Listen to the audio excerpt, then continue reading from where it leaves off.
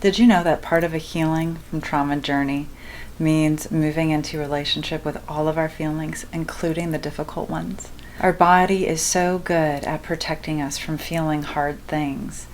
And sometimes that means that we'll rely on less than preferable coping skills, such as dissociation or numbing out with substances or food.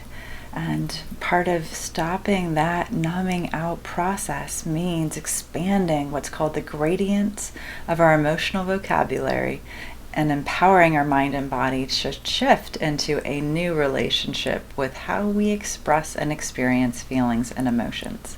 That being said, that can feel scary and hard. Our mind and our body are protecting us from feeling difficult things for a reason.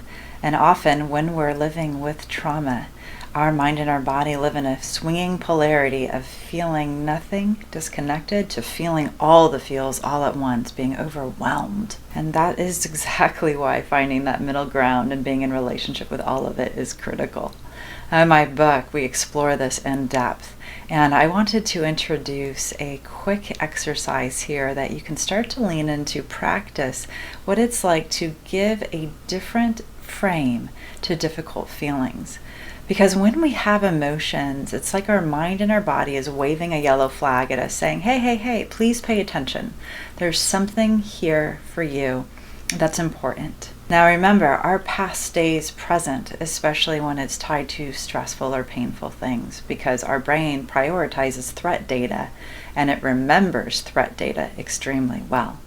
So those yellow flags may actually matter in the moment, or they could be tied to a trigger from our past. And this is where those gradients of emotions become really powerful.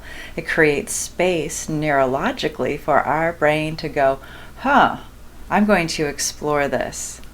So the first step of the exercise is to acknowledge that a yellow flag is on the field. Something has happened and the brain is saying, please pay attention, particularly our friend Amy, the amygdala.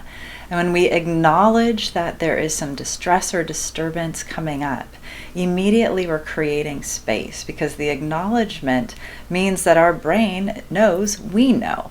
And that's a big part of threat, is saying, are you aware this is happening? And if we push that down, our brain's going to get louder and louder in terms of requiring or demanding we bear witness to it.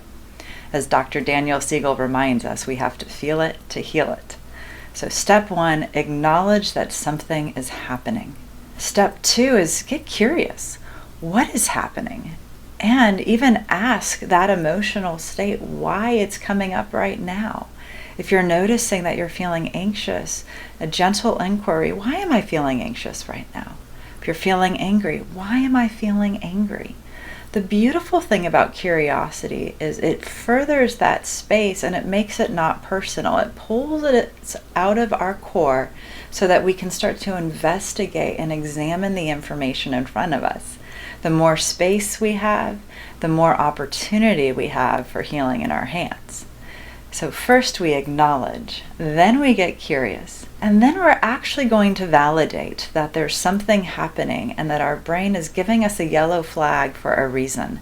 Remember, our brain always has our back. Its number one priority is our safety and our survival. And so if it's feeling a threat and waving a flag at us, we want to validate that and even say, thank you. Thank you for letting me know that you think there's this threat here. And because you've gotten curious about it, you might even have some more information about what the threat is. Perhaps it's somebody trying to cross a boundary that you've set. Or perhaps a young part of you is showing up in the moment feeling threatened or nervous.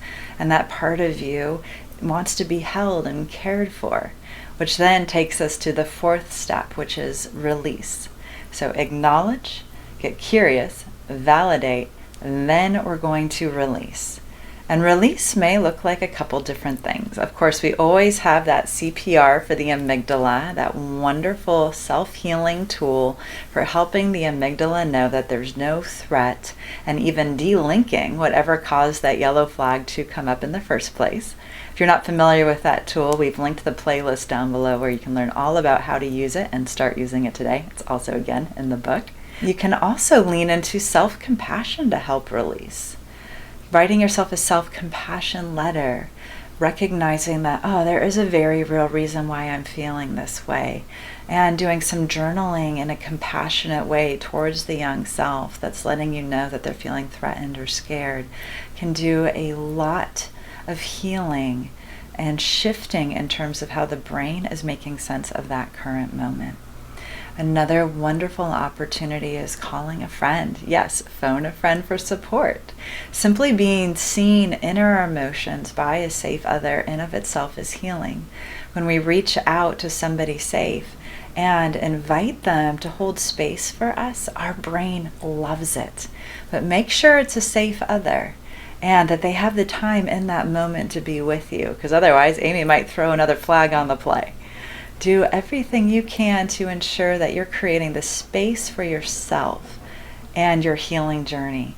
And if that person isn't currently available, well, you've got other tools and opportunities, and this YouTube channel is full of them. It is truly an honor being a part of your healing journey. And remember, you truly do hold the power for healing in your hands.